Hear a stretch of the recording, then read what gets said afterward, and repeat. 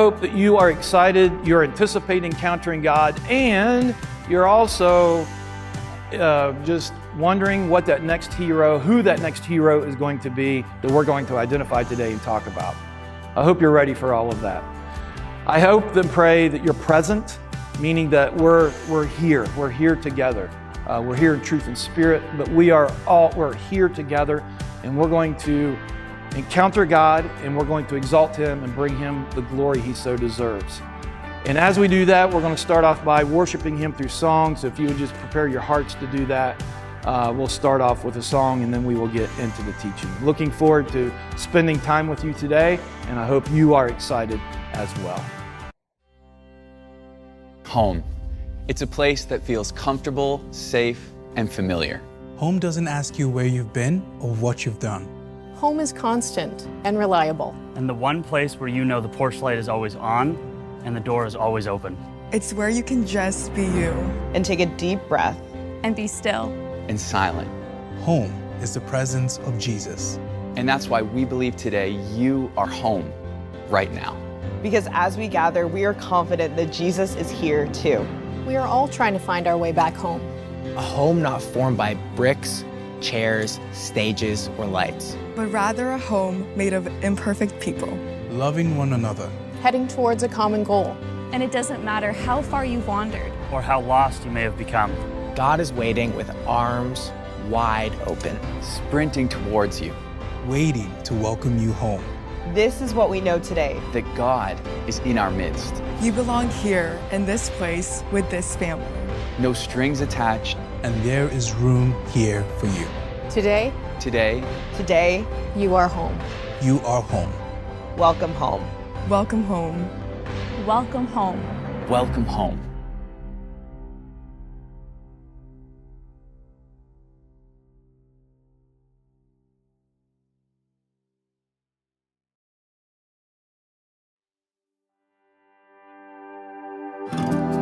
All throughout my history, your faithfulness has walked beside me. Winter storms made way for spring. In every season, from where I'm standing, I see the evidence of your goodness all over my life, all over my life. I see your promises and fulfillment all over my life, all over my life. Help me remember when I'm weak. Fear may come, fear will leave. You lead my heart to victory. You are my strength, and you always will be. I see the evidence of your goodness all over my life, all over my life. I see your promises and fulfillment all over my life, all over my life. See the cross, the empty grave, the evidence is endless. All my sin rolled away because of you, oh Jesus.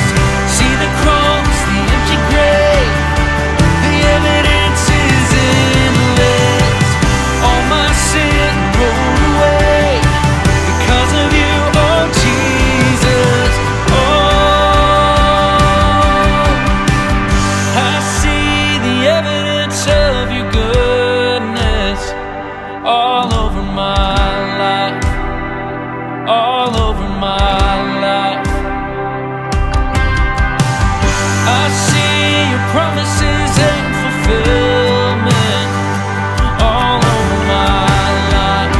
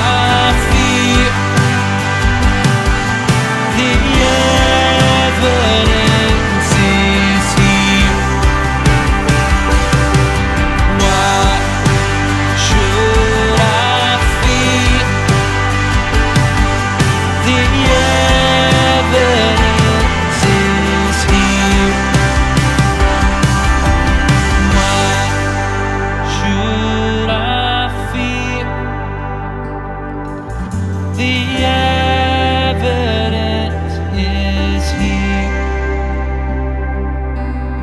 Why should I fear? The evidence is here.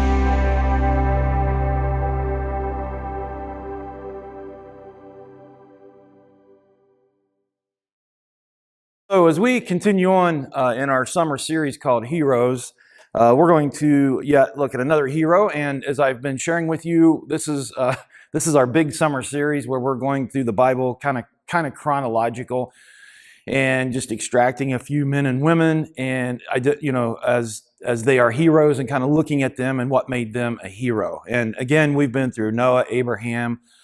We looked at Moses. We looked at Joseph. Looked at Joshua. And last week, we spent some time looking at Deborah. And so in each of these individuals, we've said that there's nothing inherently different about them than you and I, but they're just men and women who built their lives on God's values and were living their lives out, the way God would, allowing God to live His purpose and calling through them.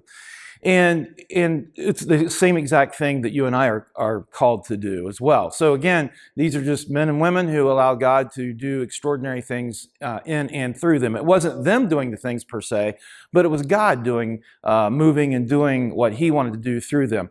And it's quite interesting with some of these individuals we can identify with, because some of them kind of balked at it a little bit and questioned and had those same, again, questions and concerns that you and I have when God wants to lead us into a different direction or do something extraordinary through us. It's like, well, how can this happen? And again, but at the end of the day, they succumbed to God's will, and they allow God to do what it is that He wanted to do in and through them. And because of that, they are heroes. They were heroes. So essentially, every single one of us that have received God's free gift of grace and mercy and salvation, we're heroes. It's just, are we going to live it out? Okay? We are heroes. Are we going to live it out? So today we're going to look at yet another hero. This guy it's going to be an individual. His name is Gideon. And you've probably, you could be familiar with him, maybe not, maybe a little bit. But again, with each of these heroes, we kind of look at a different perspective than maybe what we've initially looked at in the past. So maybe this will be fresh. Maybe it'll be a reminder. Hopefully it'll be an encourager to help you continue to live your life out as one of God's heroes as well. So with that being said, let's take a hard turn here. And let me say this. I hate garage sales. And this is kind of like the season for them, right? Summer, garage sales, yard sales. I hate them. Now, again, I don't want to offend you if you are a lover of garage sales and you're going to come to me and say, I have found all of these great deals, and maybe you have, and some people have. I just personally don't like them. I hate them. I just don't like them. And I really hate when my wife comes to me and says, hey, I'd like to have a yard sale. I'd like to have a garage sale, make a little money on our stuff. I just hate it. There's so much work that goes into it. You have to get tables. You have to arrange things. You're dragging all this stuff out. You're putting it out there. You're pricing it. You've got to man it. You've got to work it. And it's just, and people come there like early in the morning before your door's even up. I saw one comedian do a bit on it before, and just cracked me up. Like people are out there an hour or two before it even starts. They're just waiting to climb in your garage or whatever to look through your stuff. Now, again, if you get into that, that's awesome. I support you. I do. For me, I just hate them. I don't like them. And there's kind of a cliche, or not a cliche, but like a phrase, a tagline that goes with them, garage sales and yard sales, and it's this: one man's trash is another man's what? Treasure. You got it. What I could view as trash, someone could come along and say, man, I love that. Now, I will say this. Now, this is going to give you a little tidbit behind me, all right?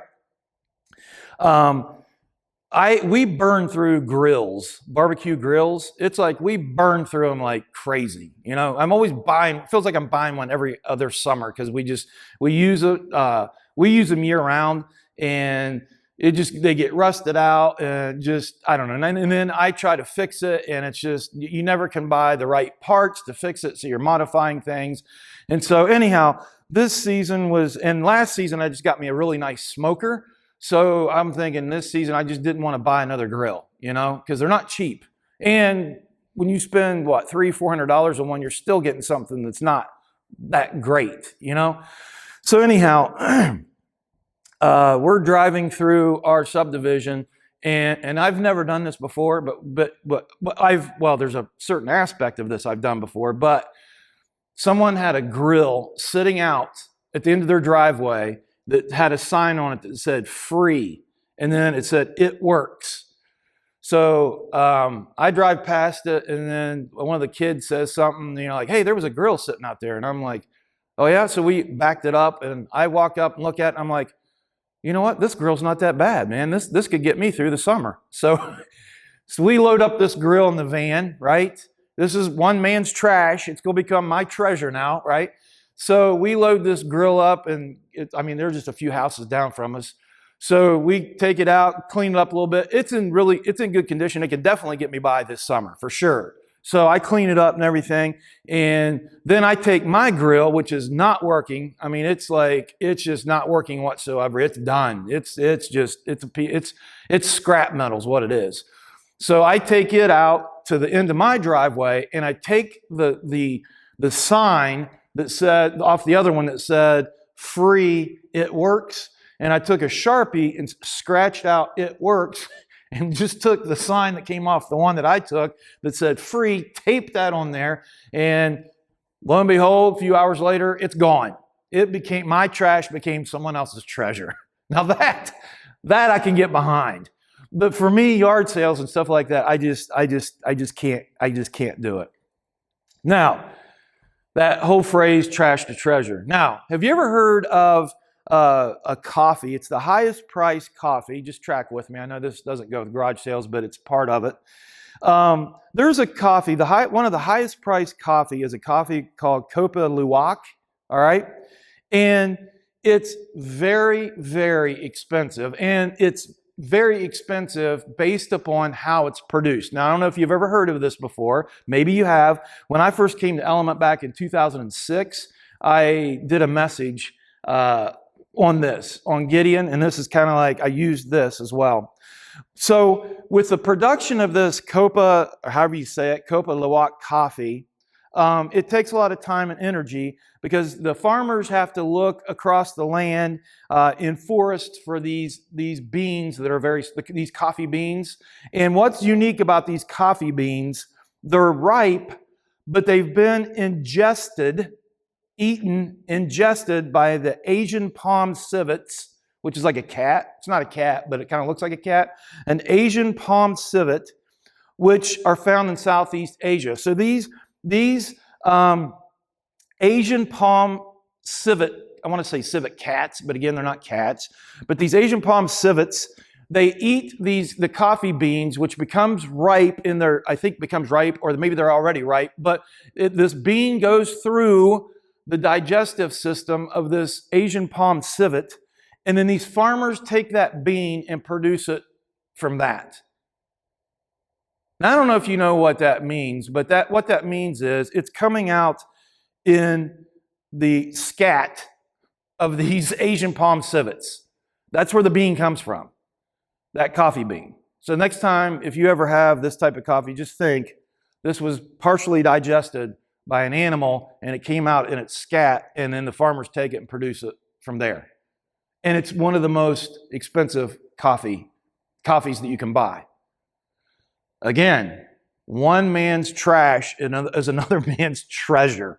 One cat's trash, one civet's trash or scat is another man's treasure, right? So you get the point.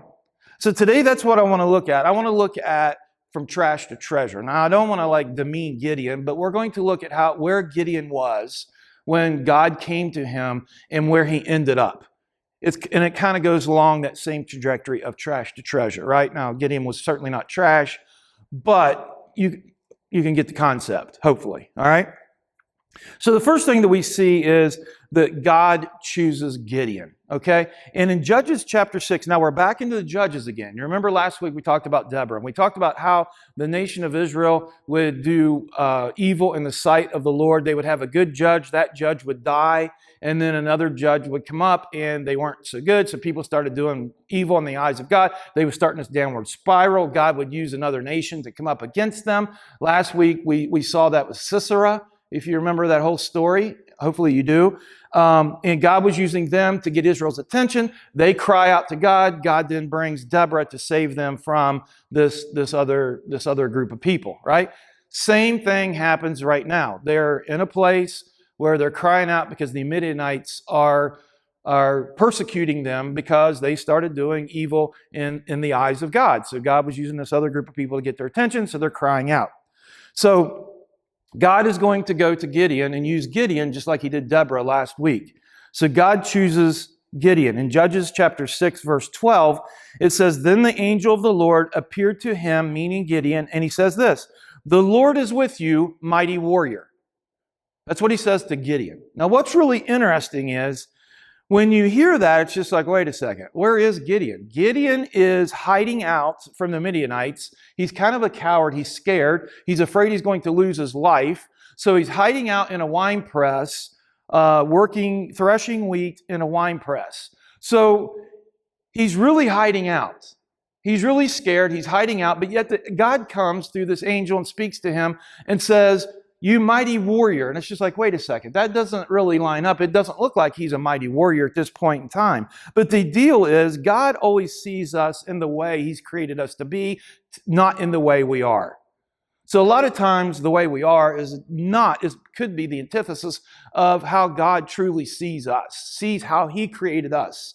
So what he sees in Gideon is not a coward, but he sees someone that's going to be a warrior, that is a warrior. And Gideon starts in by initially questioning his calling and his purpose, just like some of these other guys did, like with Abraham, right? And in Judges 6, that next verse, chapter 6, verse 13, Gideon said to him, "Please, sir, if the Lord is with us, why has all this happened?" You know, if God is with us, then why? So he's questioning things. Why has all this happened? In verse 15, same chapter, he said to him, "Please, Lord, how can I deliver Israel? Look, my family is the weakest in Manasseh, and I'm the youngest in my father's house." And then basically, you know, Gideon, again, is questioning, and he needs signs and wonders. He needs proof. He needs like, okay, is this really God speaking to me, or did I eat some bad pizza last night? So Gideon even understands who he is. You know, I come from the weakest tribe. I'm a nobody. I'm down here threshing wheat in a wine press because I'm scared of the Midianites, and yet you're saying I'm a mighty warrior. And he said, "I need some signs." And in verse 17, then he said to him, meaning Gideon said to Yahweh, to God, "If I have found favor in your sight, give me a sign that you are speaking with me." So Gideon's sitting, kind of saying this, hey, you got the wrong guy. You got the wrong guy. I don't know if you know this, but I'm hiding out from the Midianites. You've got the wrong guy. I am certainly not a hero. But as we have seen in every situation now, in every hero that we've identified, the power does not come from the person. The power comes from the Spirit of God that's going to do something. That's where we can become off at times.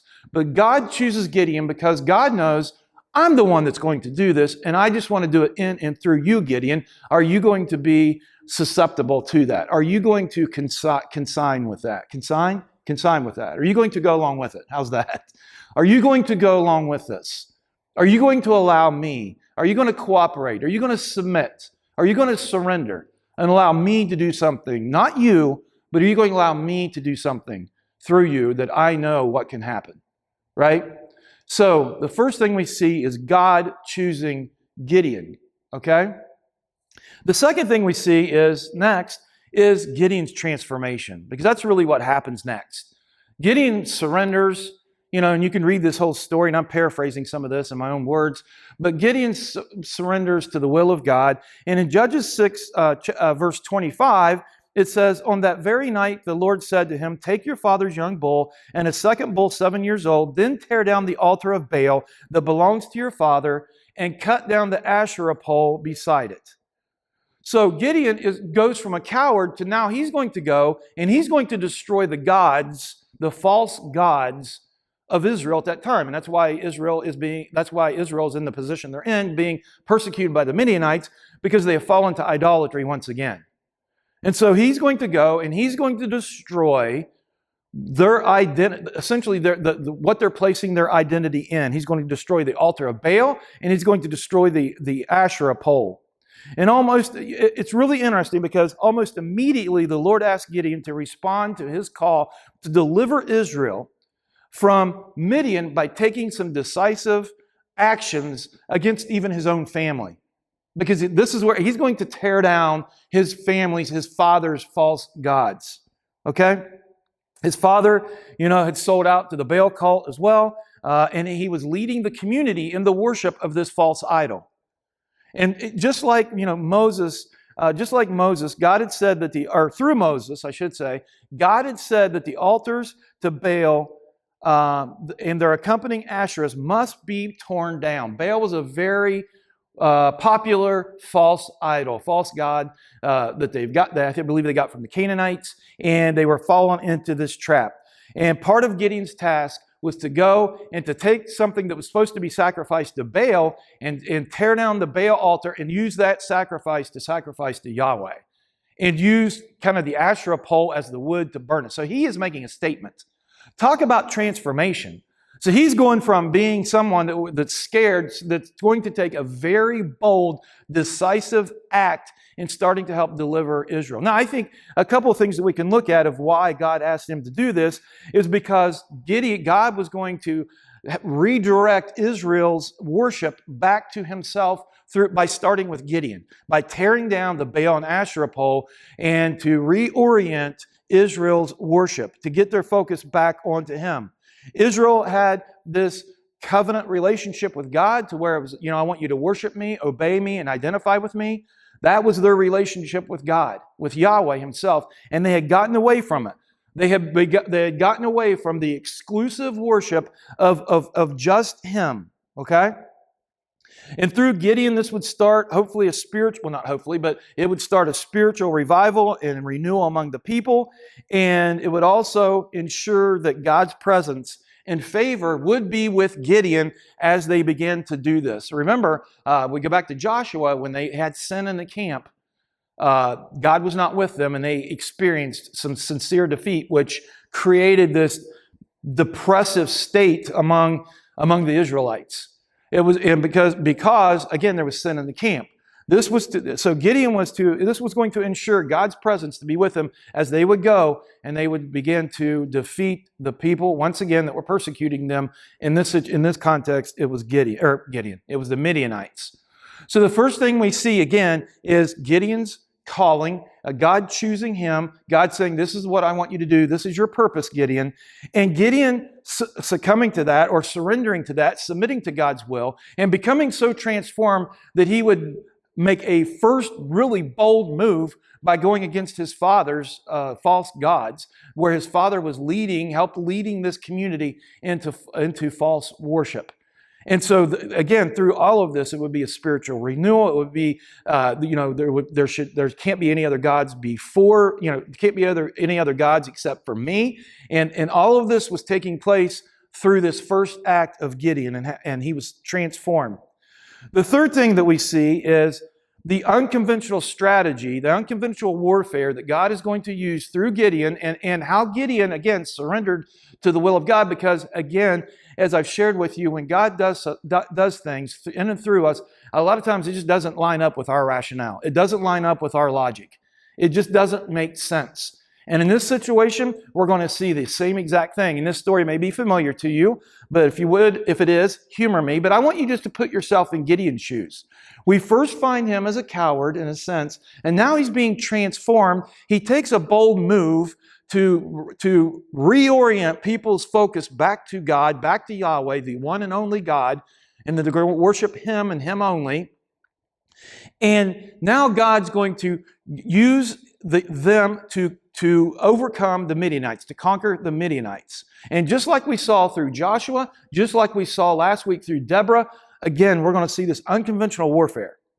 So in Judges chapter 7, verse 2, it says, the Lord said to Gideon, you have too many people for me to hand the Midianites over to you, or else Israel might brag, I did it myself. Boy, does God have us nailed, right?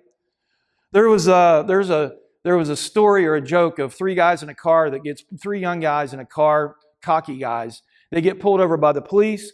The policeman comes up, doesn't say a word. He pulls the driver out and just beats him to a pulp, stuffs him back through the window and says, that's for speeding through my town. He walks around to the passenger side, pulls him out through the window, beats him, stuffs him back in and says, that's for not having his registration and proof of insurance out.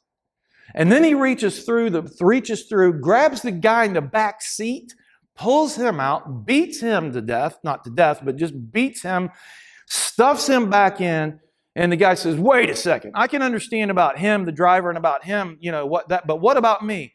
And the policeman said, that's for when you get down the road, when you make the statement, I wish he would have done that to me. I love that. And I think that's what God was saying to the Israelites. You've got too many soldiers, Gideon, and because of that, if you take over the Midianites, you're going to brag, or the Israelites are going to brag that they did it without me. So the story goes, they start off with 22,000, right? And Gideon says, hey, if anybody's scared, now's the time to leave. They go down to 12,000 leave, so they get down to 10,000.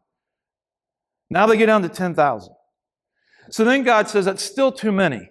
It's just like, wait, how's this too many? It's still too many. So God says, listen, this is what I want you to do, Gideon. I want you to take them down to the brook, and I want you to have them drink some water. He said, the ones that bends their heads down and drinks like a dog, I want them to go home. But the ones who use their hands to lap up the water like this, as they're looking around, I want them to stay. So then they go from 10,000 down to 300. They get down to 300. And these are the ones that's going to take on the Midianites. Now, the Midianite army, let's just get a perspective here. The Bible doesn't really state specifically how many that composed the Midianite army.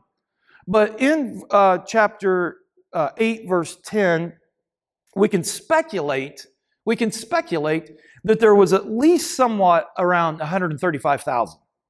Because in chapter 8, verse 10, it says, now Zebah and Zalmunna were in Karkor, and with them was their army of about 15,000 men, who were all those left of the entire army of the Qedamites. Those who had been killed were 120,000 warriors. So 120,000 warriors were already killed, and then it states there were 15,000 just here, so there was at least 135,000, at least. And Gideon's going to go up against 300 of them, or with 300 of them, against 300. Not against 300, 300 against them. So 300 would have went up against at least 135,000. In Judges chapter 7, verse 15, when Gideon heard the account of the dream and its interpretation, he bowed in worship. He returned to Israel's camp and said, get up, for the Lord has handed the Midianite camp over to you. So now they're getting ready to go in and take over the Midianites. Someone has a dream. Gideon hears the interpretation of that dream, and he says it's time to rock and roll. In chapter 7, verse 16, then he divided the 300 men into 3 companies and gave each of the men a trumpet in one hand and an empty pitcher with a torch inside it in the other.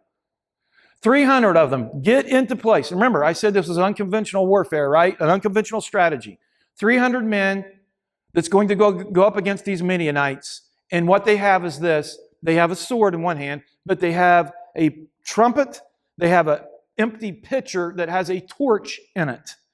So they got into position. They blew their trumpets. They broke their pitchers. And this, then the light comes out. And what happens is the Midianites see this, and chaos ensues over the camp. They're stumbling all over the people. They're going crazy. They're scared to death. They're fleeing. People are getting killed. And it's all the Midianites doing it to themselves. Again, this is God's unconventional warfare, right? And then at the end of the story, just like I want to finish it like we did last week with a great ending, The princes of Midian, Oreb and Zeb, Gideon's army, or whoever it was, brings back the heads of the Midian princes, Oreb and Zeb, to Gideon across the Jordan. Now, let's circle all the way back around to garage sales and all the way back around to the Asian civet cat, palm civet, right? One man's trash is another man's treasure. Can you see that within Gideon? I'm certainly not calling Gideon trash whatsoever, but can you see can you see where Gideon went from being this scared coward to now this person that is filled with the power of God and is a hero? Why? Because he surrendered to God's will. He believed, he had faith, he believed in God, he surrendered to God's will.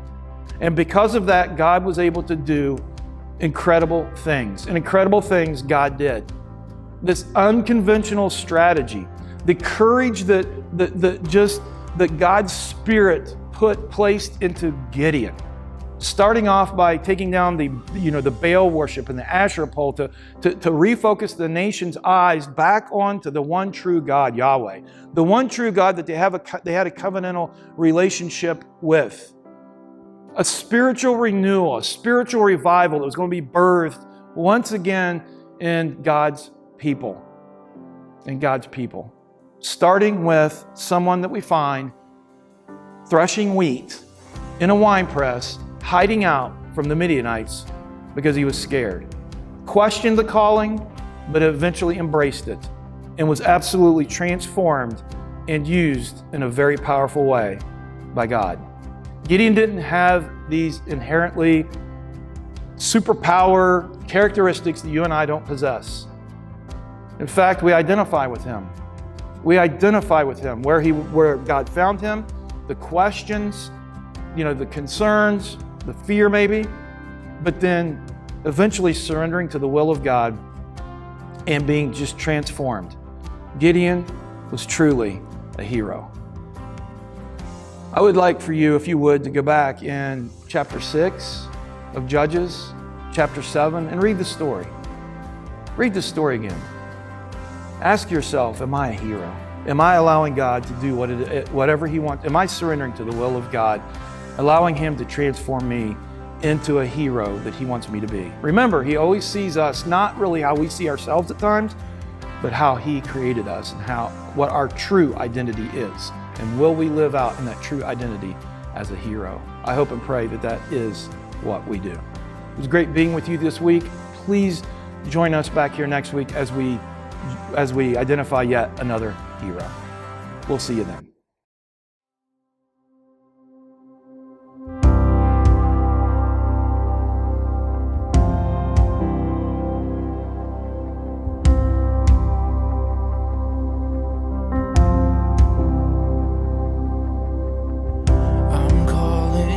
The God of Jacob, whose love endures through generations. I know that you will keep your covenant. I'm calling on the God of Moses, the one who opened up the ocean. To do the same thing for me.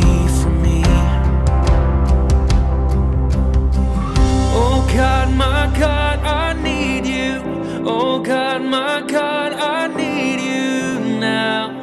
How I need you now. Oh rock of ages, I'm standing on your faithfulness, on your faithfulness.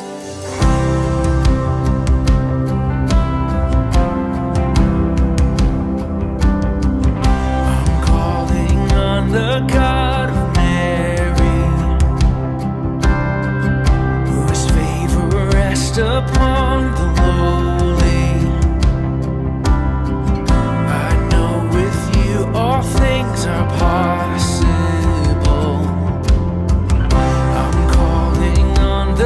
God of David, who made a shepherd boy courageous. I may not face Goliath, but I've got my own giants. Oh God, my God, I need you. Oh God, my God, I need you now. How I need you now. Oh rock of ages, I'm standing on your faithfulness. On your faithfulness.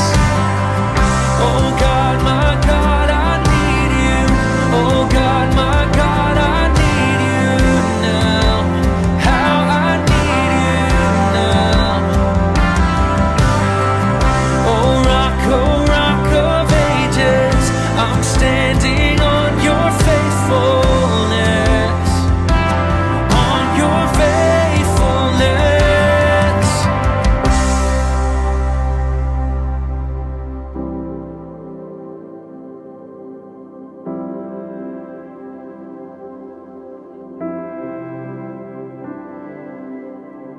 You heard your children, you hear your children. You are the same God. You are the same God. You answered prayers back then. You answer prayers right now. You are the same God. You are the same God. You were providing then.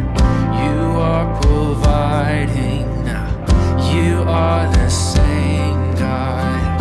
You are the same God. You moved in power then. God move in power now. You are the same God. You are the same God. You were a healer then. You are a healer now. You are the same God. You are the same God. You were a savior then. You are a savior now. You are the same God. You are the same God. Oh God, my God, I need you. Oh God, my God, I need you now. How I need you now.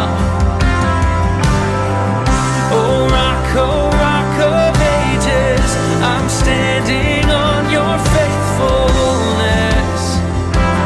On your faithfulness. Oh God, my God, I need you.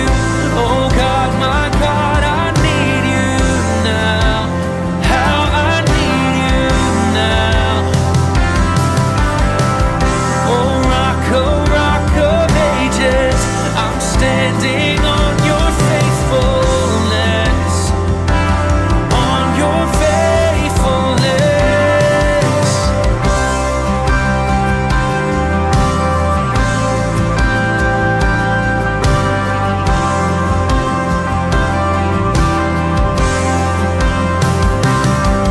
You're the same God. You're the same God. You're the same God.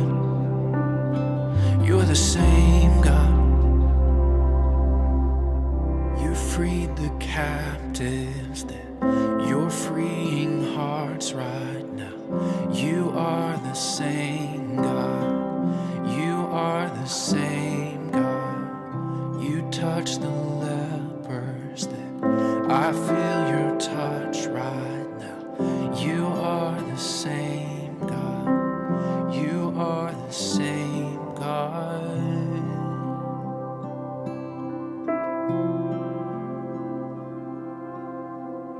I'm calling on the Holy Spirit. Almighty river, come and fill me again. Come and fill me again. Come and fill